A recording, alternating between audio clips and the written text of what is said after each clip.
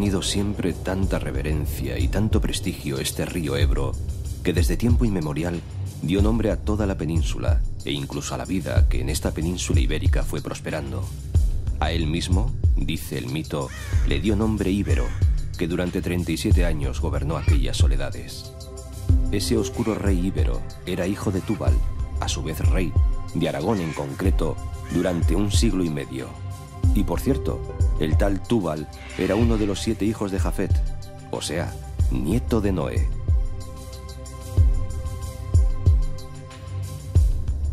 Corre así el Ebro directamente desde los dedos del Dios de la Biblia. Las aguas siguen marchando y lo convierten en el segundo río más largo de los que mueren en el Mediterráneo, después del Nilo, y el segundo más largo y más caudaloso de la península. Lo primero que el ojo observa en la vida del gran río es el sometimiento con el que el hombre lo ha castigado. No solo fue parcialmente navegable por épocas, se cree que desde el mar hasta cerca de Logroño, sino que se ha procurado siempre sangrarlo y exprimirlo con gran denuedo. Unos y otros, y no siempre en paz fraternal.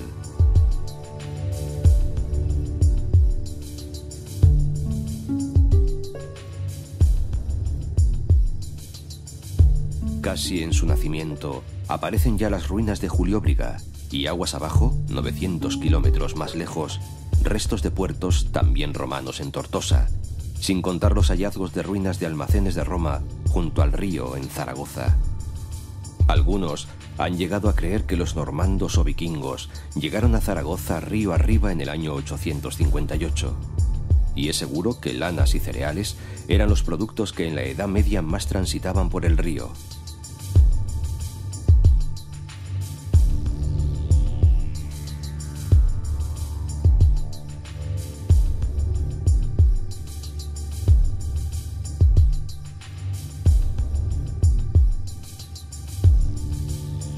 El poderoso canal imperial de Aragón, abierto en el siglo XVIII, facilitó mucho más el tráfico de barcazas con mercancías. Incluso existió una línea regular de viajeros entre Tudela y la capital aragonesa.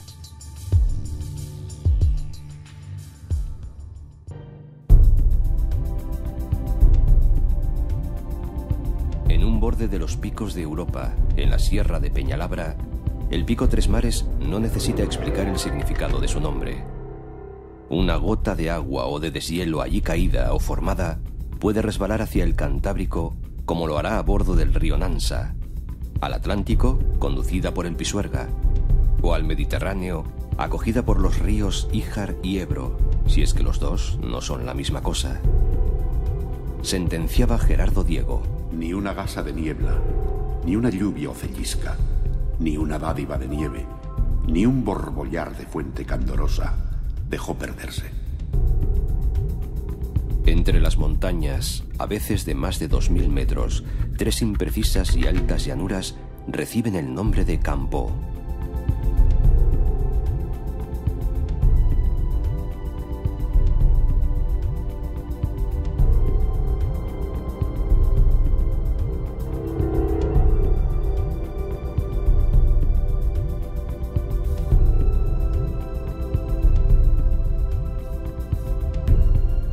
Paraje verde, más bien solitario y frío, adornado de iglesias románicas y algunas pequeñas aldeas.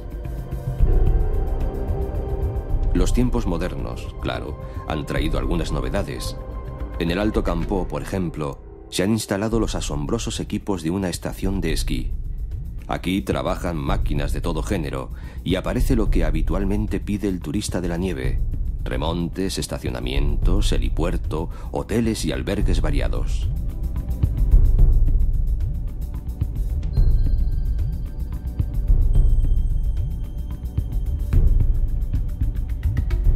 Alrededor de esta estación invernal del Alto Campó o Brañavieja se despliega el gran espectáculo natural de estas montañas, que son como el abrazo de las cordilleras Cantábrica e Ibérica.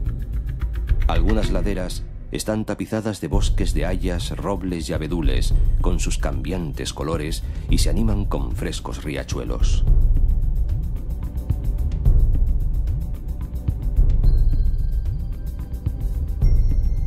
Estos valles de la Hermandad de Campo de Suso permiten la vida de una decena de pueblos casi alineados junto al curso del río Híjar, entre la estación y la capital de la comarca, Reinosa, unos 30 kilómetros.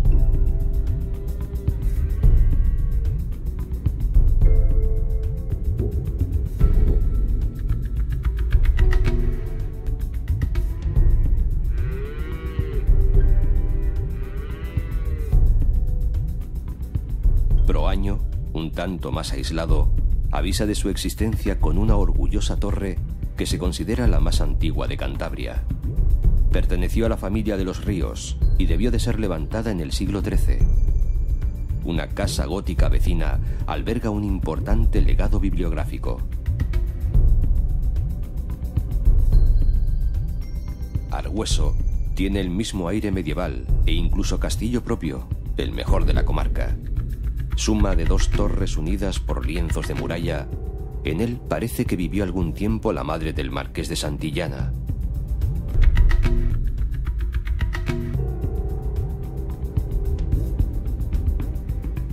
Desde las almenas puede contemplarse el vuelo de cernícalos, cuervos y águilas culebreras sobre el impresionante barranco.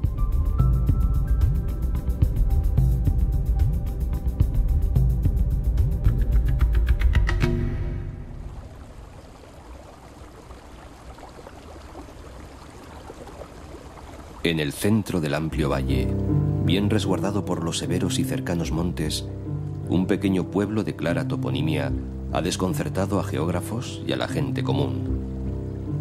Fontibre viene del latín fons iberi, o sea, manantial del Ebro. El pequeño lago sombreado por la arboleda figura como nacimiento oficial del gran río.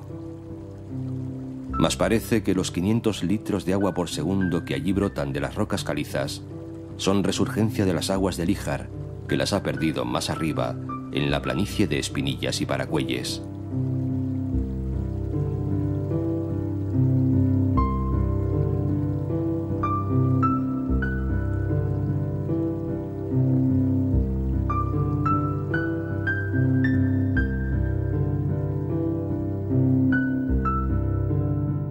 Sean cuales sean los orígenes de esas jóvenes aguas, encuentran muy pronto la ciudad de Reinosa, encrucijada, vestíbulo de la montaña, puerta de la meseta, hacia donde van las aguas. El Ebro parte en 2 a la pequeña ciudad montañesa. Deja a su izquierda la plaza mayor y la gran fábrica de la parroquia. A la derecha han ido buscando espacio los barrios más modernos y mercantiles. Sus famosos palacetes y casonas con escudos de nobleza, airosos púlpitos y miradores están un poco por todas partes, en calles organizadas para defenderse del frío. Reinosa ha sido sobre todo capital ganadera, pero también fue tradicional centro de hospedaje, afortunado o fatal. Dicen que aquí, con los fríos, curó sus males el ya achacoso Carlos V, recién desembarcado en Laredo. Paraban también en la ciudad trajinantes de la meseta con sus lanas y su trigo, camino del puerto castellano de Santander. Mucho antes habían estado las legiones romanas en su guerra contra los cántabros, y hasta los franceses de Napoleón, en fin, acamparon en Reinosa, mas para saquearla y destruirla.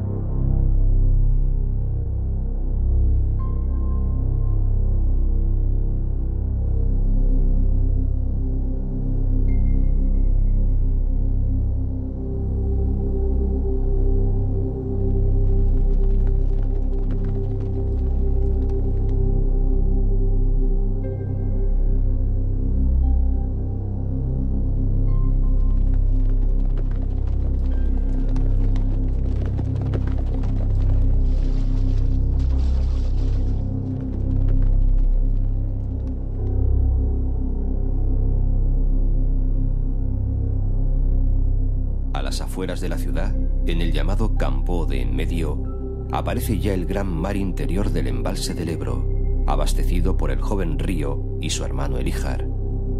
se construyó en el año 1913 y es uno de los ejemplos de regulación estacional de un río. En este gran valle acuático que retiene más de 500.000 de metros cúbicos, se ahogaron varios pueblos y unas cuantas minas de carbón. Procura hoy gran provecho para generación eléctrica y bombeo de aguas para regadío, y da refugio a miles de aves acuáticas.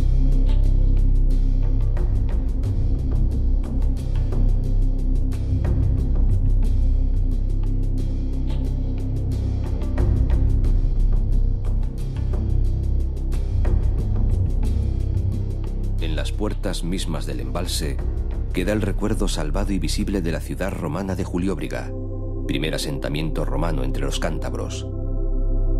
Fue dedicado a Augusto, el que finalmente logró dominarlos, y estaba en una calzada que iba de Amaya hasta el mar, quizás a Suances.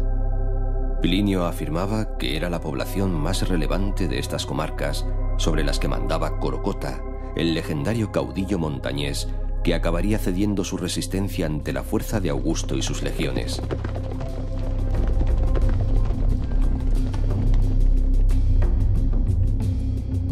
Son tierras de escasa población y mucho desconocimiento, también de gran carácter y hermosura. Casi cada pueblo tiene un regalo que ofrecer. Bustamante, su gran torre, la más alta de Cantabria. Monegro, la ermita de las Nieves.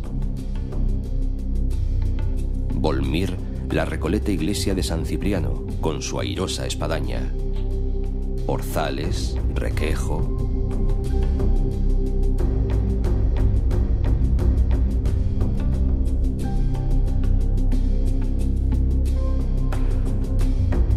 Casi en el extremo oriental del embalse, al borde de la provincia de Burgos, al lado del puerto del Escudo, una estación balnearia con más de 80 años de antigüedad exhibe el encanto de sus elegantes edificios.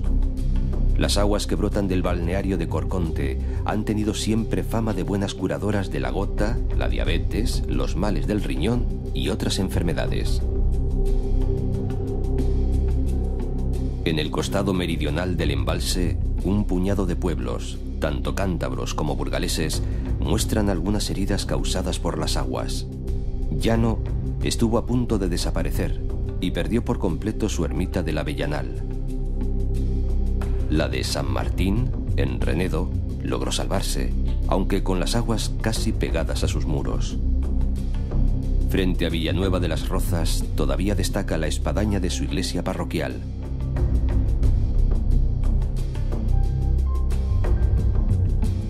Claro que no se quedaron los tres campos sin lugares de culto y oración. Desde hace 1200 años sigue en su sitio el cenobio de Montes Claros, erigido como consecuencia de la aparición de una imagen de la Virgen en una cueva. El actual santuario fue construido sobre una iglesia rupestre.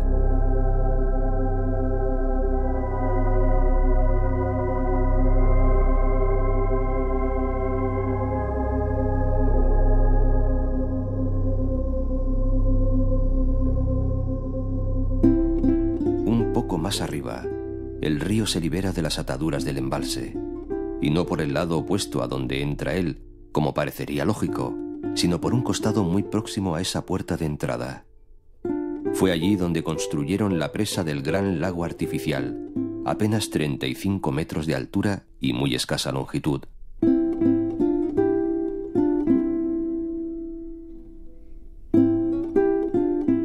Entre alturas que con frecuencia superan los 1200 metros, el río se muestra bravo y salvaje. Unas cuantas poblaciones, Aldea de Ebro, Bárcena, no se asustan de asomarse a su corriente, que se abre camino por valles cerrados. La comarca empieza a llamarse ya Valderredible. Canta Gerardo Diego. El Ebro canta y canta. La lanza en ristre acomete molinos, puentes embiste. Primavera de hojillas, juncos y mimbres. En flor, todas tus frutas, Valderredible. Y en ella, a partir del portón que el río cruza en Villanueva de la Nía, se esconden unas cuantas joyas secretas. Si en Aldea de Ebro sobrevive una hermosa ermita románica, más al sur se oculta toda una colección de pequeñas iglesias rupestres, es decir, excavadas en la roca. Santa María de Valverde es la más grande de todas. Íntimas, extrañas, casi olvidadas, no son ciertamente fáciles de encontrar, y eso precisamente pretendieron sin duda sus arquitectos, cristianos primitivos asustados de las invasiones africanas y de la soledad de sus dominios.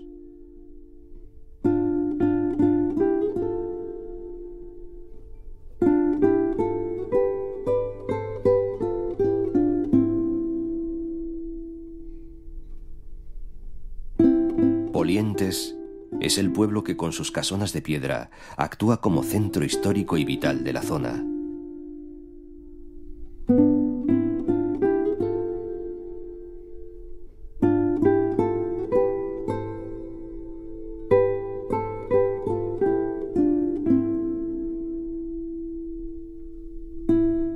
Muy cerca, el templo más emocionante y suntuoso de Valderredible, que no está excavado, sino orgullosamente erecto entre verdes prados y tranquilas arboledas compañeras del río. Se trata de San Martín de Elines, que se levantó sobre un monasterio mozárabe que se había arruinado en el año 1102. La iglesia sucesora es descaradamente románica, muy esbelta, de una sola nave, llena de monumentales esculturas e incluso de restos de pinturas de la misma época. Su delgada torre parece un hito que fijara en la distancia la dignidad y la elegancia de este templo campestre. En flor tus nuevas niñas abriles, en flor tus capiteles, Martín de Elines.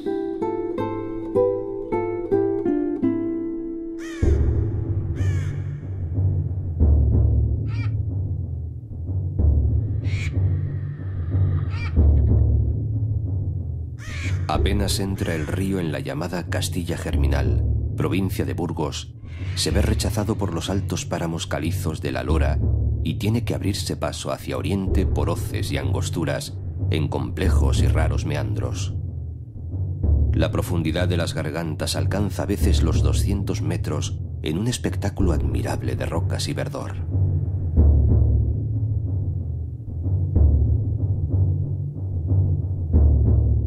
El largo cañón burgalés del Ebro se inicia apenas sobrepasada la iglesia de Elines y termina 22 kilómetros más adelante.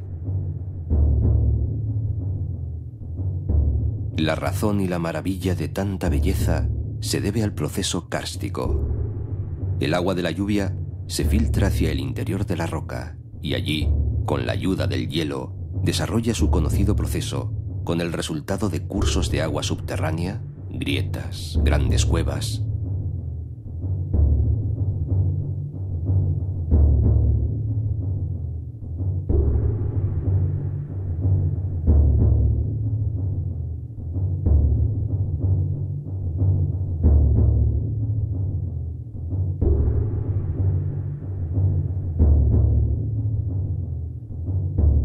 Donde el espectáculo del cañón del Ebro ofrece su mayor majestad es en Orbaneja del Castillo.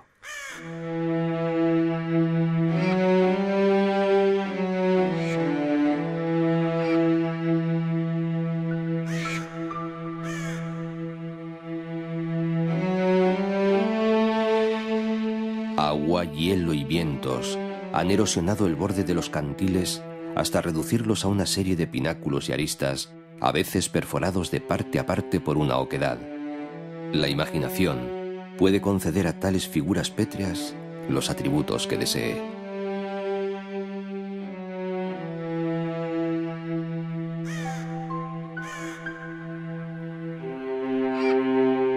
Pero si ese largo e impresionante espinazo residual de la placa pétrea parece establecido como monumento natural, el propio pueblo de Orbaneja, colgado en lo alto de una ladera sobre un enorme tobazo inundado de vegetación, repite ese mérito. Por un lado están las obras del hombre, en las empinadísimas y torcidas callejas que acaban reuniéndose en la estupenda plaza. En las viejas casas de piedra vivieron moros, cristianos y judíos sin problemas mayores al parecer. Todavía hay signos de estos últimos en edificios de la antigua aljama.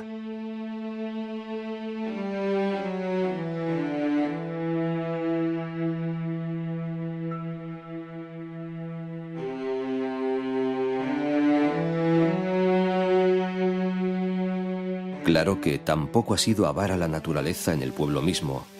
Bajo su entraña, en el interior de una caverna, brota un río que regala espuma y rugidos al caer sobre una poza cristalina 20 metros más abajo.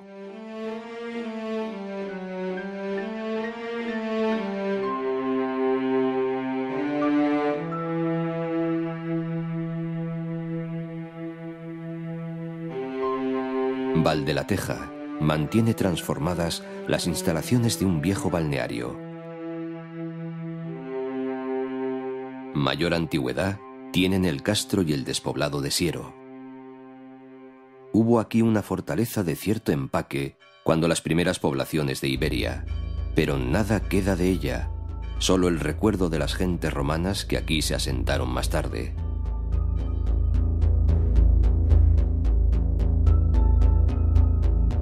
En las cercanías, los restos del pequeño templo visigótico de las santas Helena y Centola. Y el gran espectáculo que la vista alcanza desde esas alturas de Castrosiero. Un gran estrépito que no asusta a los buitres que vuelan cansinamente por el cielo, delata la unión del Rudrón, que no es un río cualquiera, como escribía Ridruejo, y el Ebro.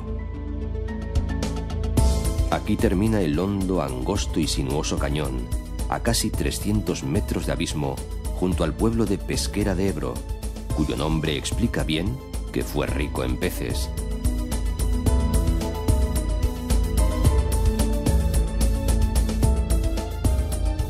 También lo es en casas hidalgas y apacible bienestar.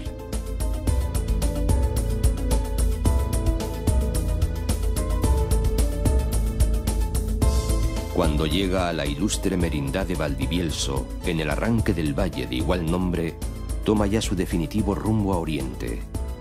El valle es idílico, de frondosidad íntima, frutales, bosquecillos de hayas, cajigas en los hondones, mucha flor que las abejas transforman en miel.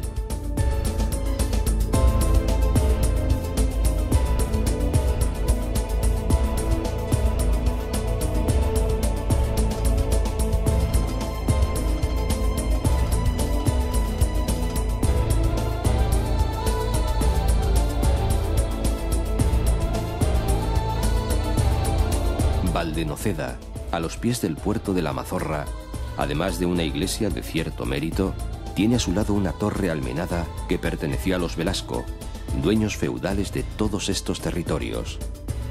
Como este valle de Valdivielso, aunque frío, fue siempre ameno y escondido.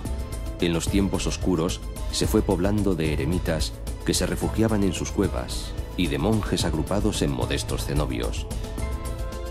Los invasores musulmanes no llegaron nunca por aquí y nadie molestaba a los piadosos varones. En esta pequeña tebaida del siglo IX queda como ejemplo la preciosa iglesia románica de la abadía de San Pedro de Tejada, que junto a otras abadías ya desaparecidas favoreció la población del valle y la creación de las comunidades de aldea. La posterior organización en merindades acabaría por constituir el Reino de Castilla.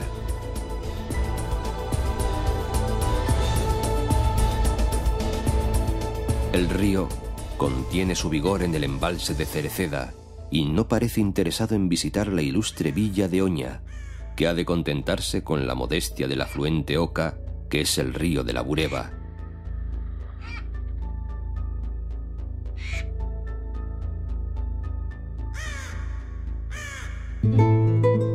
Fuerte, solitaria y rodeada de montañas, Oña, con toda su historia de villa condal a cuestas, parece hoy encogida y sumisa bajo la masa imponente del monasterio de San Salvador, monasterio-palacio medieval, y de los edificios que los jesuitas le han ido añadiendo con el paso de los años.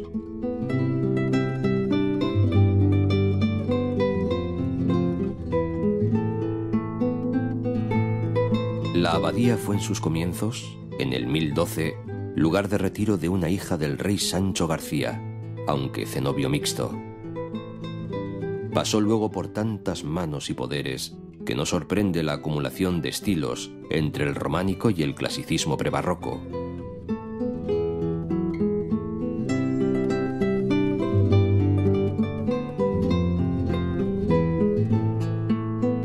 El que es hoy pequeño pueblo conserva muchos atractivos, fruto de la importancia histórica que tuvo.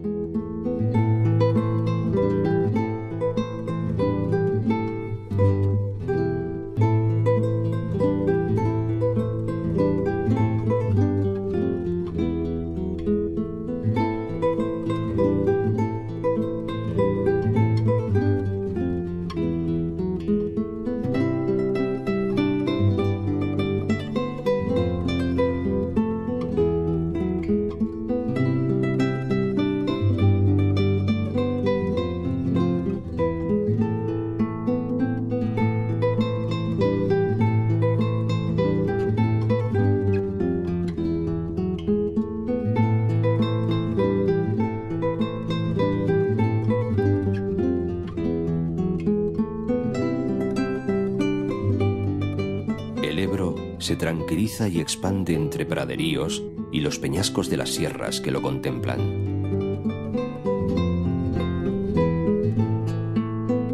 Y así, como reposado y calmo, se aproxima a Frías.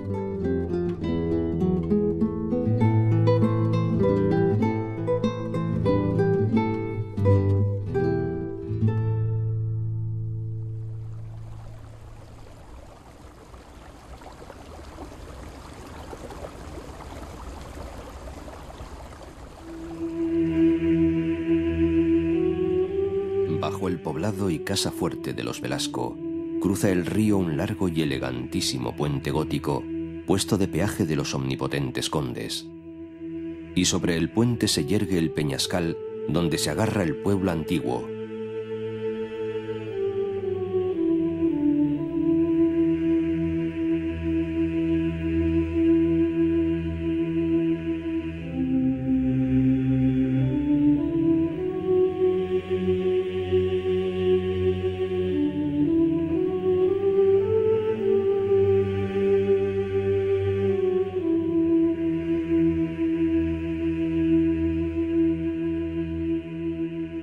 Y en una de sus puntas, el castillo, cuya torre principal parece prendida en amenazante equilibrio.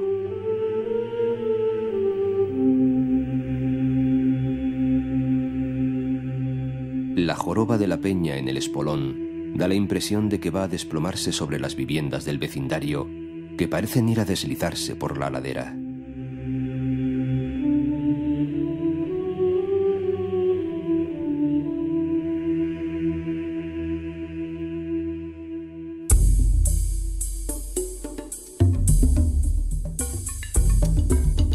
Por el apacible valle de Tobalina, casi paralelo a la sierra de Pancorbo, se esparce un puñado de pueblos pequeños y de escasa entidad y fama, salvo quizás Santa María de Garoña, y sencillamente por tener en su suelo la más antigua central nuclear de España, instalación hoy menor en un meandro estrangulado del río.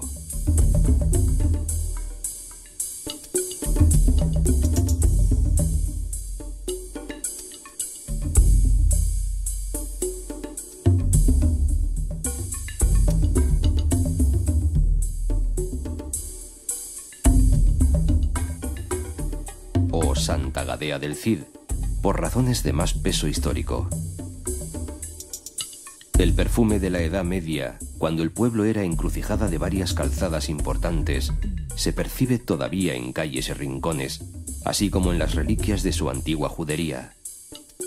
No ocurrió aquí el famoso juramento real, que se produjo en una iglesia de la capital, por lo que el actual apellido del pueblo es un tanto extemporáneo.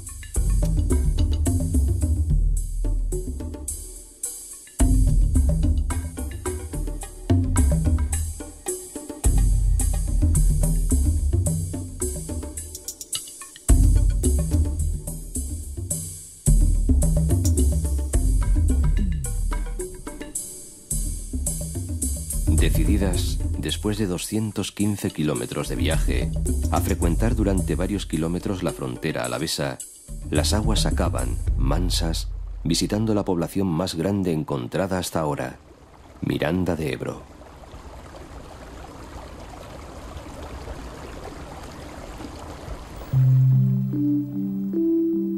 Un puente divide hoy las dos bandas de la población, la alavesa o de San Nicolás, hoy del Espíritu Santo, y la burgalesa, más antigua, o de San Martín. Barrios de Allende y de Aquende.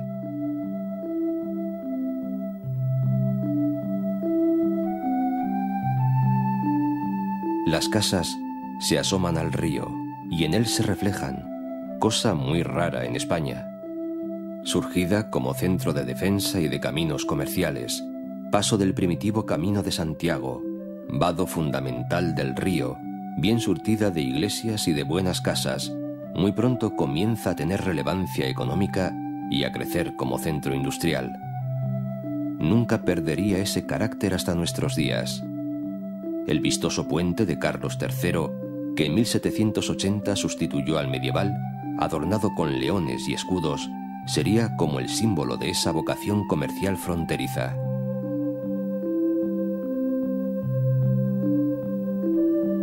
Acompañado por hileras de álamos, entre algunas lagunas y tierras de regadío, el Ebro tiene oportunidad de contemplar por vez primera asuntos tan raros como una fábrica de relojes de torre y el agitado tráfico de los trenes.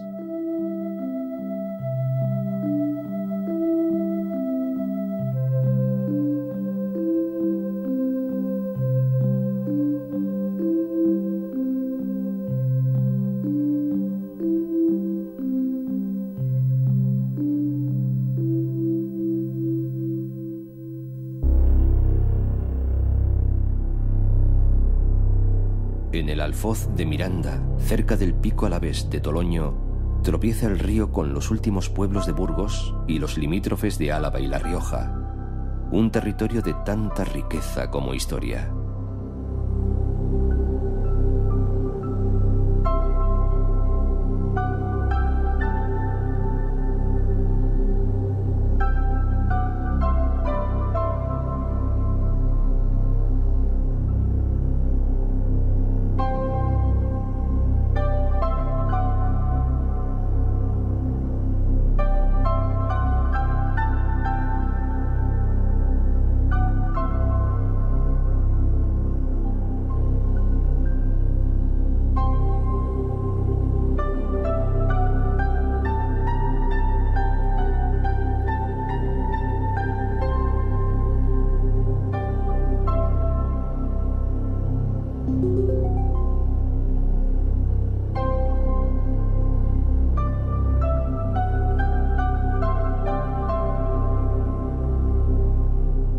El mejor ejemplo de que surge una nueva tierra es Haro, primera población riojana de empaque que encuentra el río.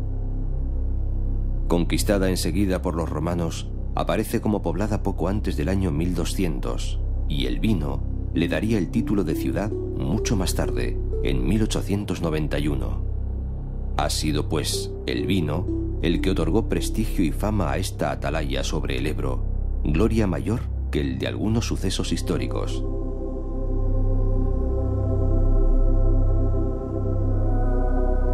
A partir del siglo XVI, el ensanche fuera de la muralla conformó un casco antiguo lleno de construcciones nobles, iglesias y palacios. Hace unos 150 años, cuando los franceses vieron arruinadas sus cosechas de Burdeos a causa del mildiu, decidieron comprar grandes cantidades de vino en Haro y en otros lugares de España, especialmente a La Rioja. Decisión que se repetiría 15 años después, en 1867, con la aparición de la filoxera. Eso significó una nueva prosperidad para Haro, y de ahí surgen riquezas nuevas como su teatro, la plaza de toros, el alumbrado público y numerosas bodegas organizadas al estilo francés, con una estación enológica creada en 1892.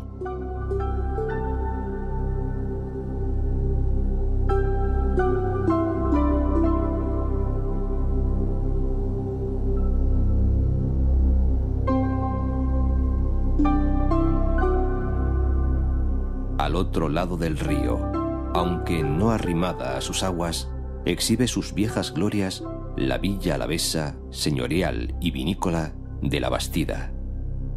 Ya la etimología de su nombre evoca un carácter defensivo, innecesario en la actualidad. Orgullosa de sus casas de piedra con escudos blasonados, de sus fuentes públicas y puertas de muralla, de un casco antiguo lleno de nobleza y encanto, y de la ermita románico-gótica de El Cristo, antiguo fortín que ofrece hoy privilegiadas panorámicas, hoy es, sobre todo, una de las clásicas villas entregadas al vino y a sus justos honores.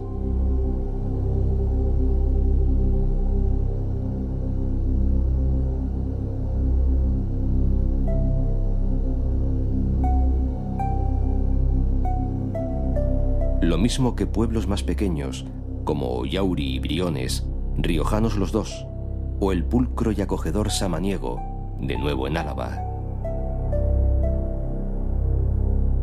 En esta villa, además de una buena iglesia y casonas que son santuarios del vino, queda en pie un torreón circular de las fuertes defensas que tuvo en la época en que la disputaban Navarra y Castilla.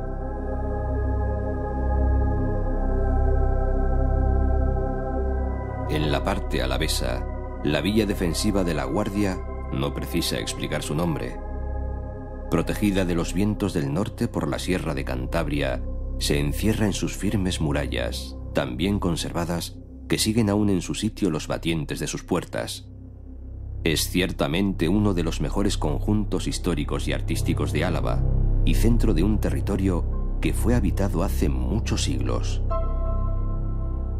Si todo el subsuelo está prácticamente hueco a causa de sus notables bodegas, sobre la roca aparecen formidables estructuras, como la torre abacial, de orígenes templarios, o la iglesia paredaña de Santa María de los Reyes, cuyo pórtico policromado es una de las fachadas góticas más admirables de Europa.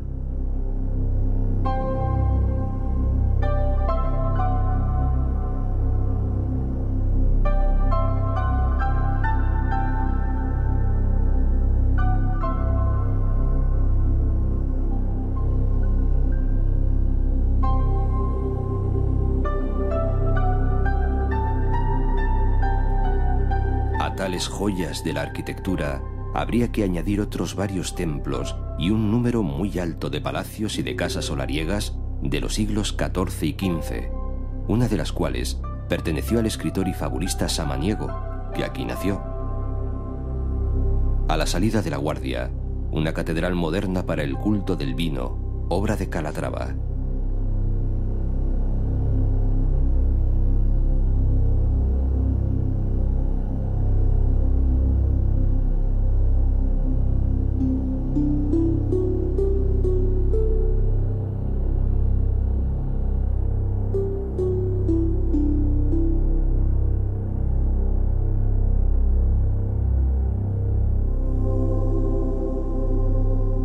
De la cercana y verde Sierra de Cantabria baja al Ebro un puñado de arroyuelos de cauce cíclico. A medio camino y en un paisaje fecundo y verde, dos cubetas naturales se llenan con las lluvias, aguas que en verano suelen desaparecer. Son las lagunas de Carra Logroño y Carra Valseca.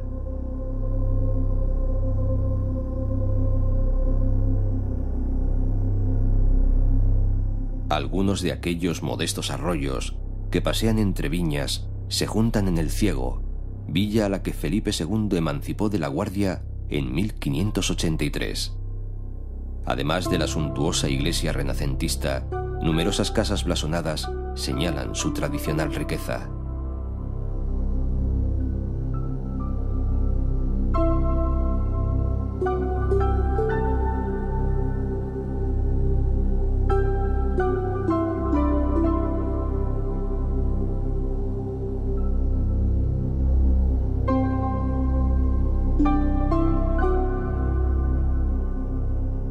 Junto a las aguas, la Puebla de la Barca debe su nombre al transporte con el que desde aquella orilla se cruzaba un río que en ocasiones venía muy crecido y que escaseaba en puentes.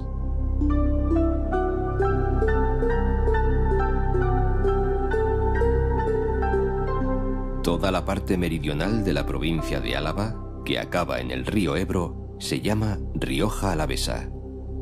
En la época medieval perteneció al reino de Navarra y fue siempre reconocida por su riqueza agrícola, no limitada desde luego a la vid, aunque su cultivo sea la gloria mayor de estos pueblos.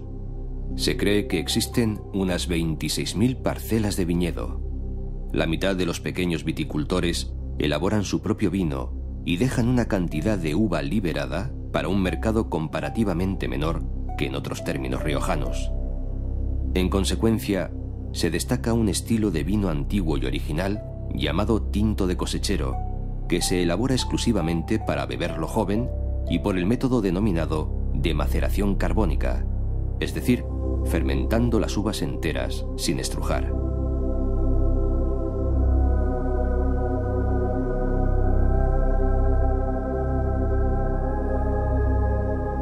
Muy pronto, en el siglo XVIII, y por obra del canónigo Manuel Quintano y en el siguiente del Marqués de Riscal, se importaron los métodos de elaboración de los chateaux bordeleses, criando los vinos en barricas de roble.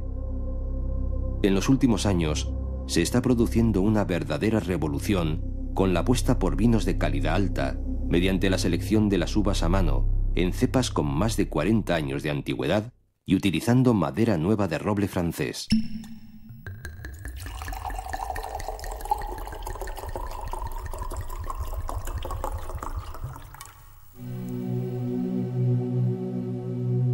En la margen derecha del río, que pertenece a la comunidad autónoma de La Rioja, el proceso es similar, como la propia historia política y agrícola. A una decena de kilómetros de Haro, en lo que suele denominarse Rioja Alta, la plaza fuerte de Briones, encaramada en un teso, vio el final de las luchas territoriales entre los reyes de Castilla y de Navarra en 1372. También en la villa se celebró el matrimonio de la princesa castellana Leonor con Carlos, hijo del rey navarro. El casco viejo, de calles tortuosas y estrechas, acoge un grupo de edificios de piedra arenisca, a veces asoportalados y con blasón en sus fachadas.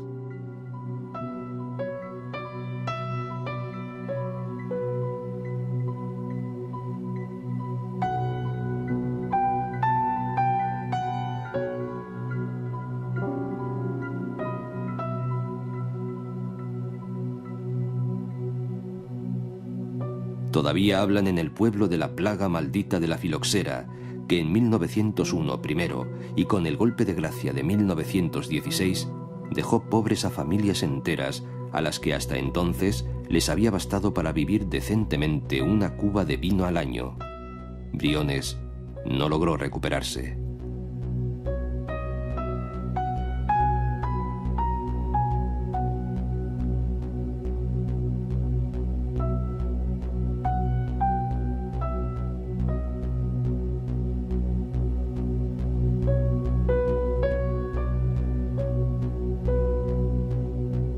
Una cuña de tierra riojana que ha saltado el río a su orilla izquierda es el antiguo alfoz de San Vicente de la Sonsierra.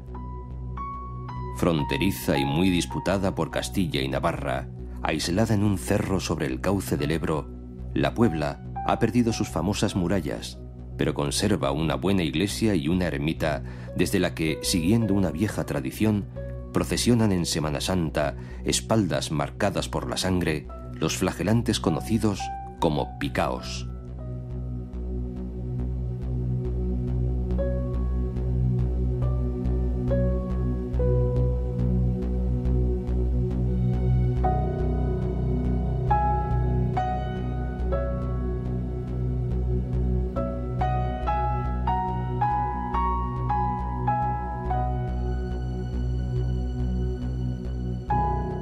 Todos los pueblos que se asientan junto a sus lentos meandros aparecen serenos y ricos. Hay un motivo evidente. Sus nombres figuran en las mejores botellas que se descorchan en todo el mundo: San Asensio, Cenicero, Fuenmayor.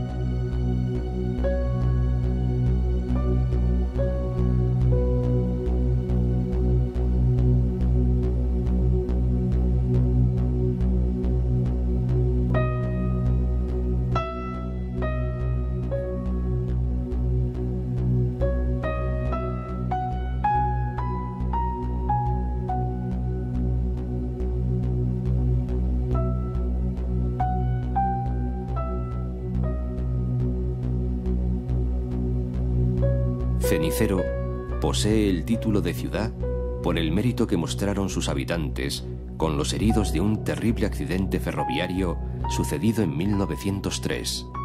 El rey la premió con ese honor. A ambos lados del puente de 11 arcos que salva un barranco, prácticamente cada casa tiene debajo una bodega. A veces, casa y bodega pertenecen a distinto propietario. Tanto Cenicero como Fuenmayor tuvieron triste relevancia durante la Primera Guerra Carlista, con incendios causados por Zumalacárregui y ruidosas arengas de Espartero desde el balcón. Y tiene, de esos lances, su propia heroína, Benita Hernáez de Bastida, que entre su vida y la traición se negó a proponer a los suyos, encerrados en la iglesia, la rendición a los carlistas que pegaron fuego al templo.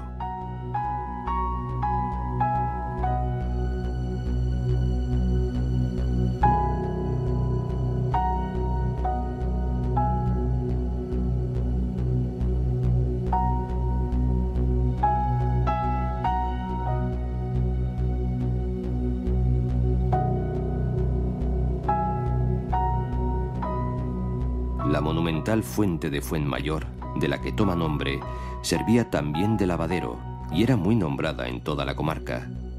Se cree que estuvieron por aquí asentados los romanos y quiere la leyenda que 3 capitanes victoriosos de una batalla que nunca existió, la de Clavijo, refundaran la Puebla de Fuenmayor en razón de la fertilidad de sus campos.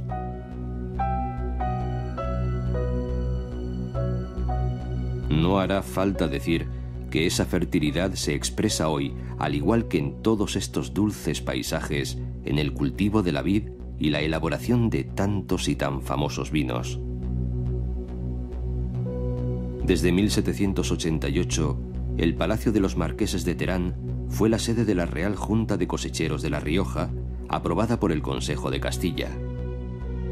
La sociedad, formada por representantes de todos los pueblos de La Rioja, se preocupó, desde tan lejanos tiempos, de mejorar las condiciones de producción y comercialización del vino.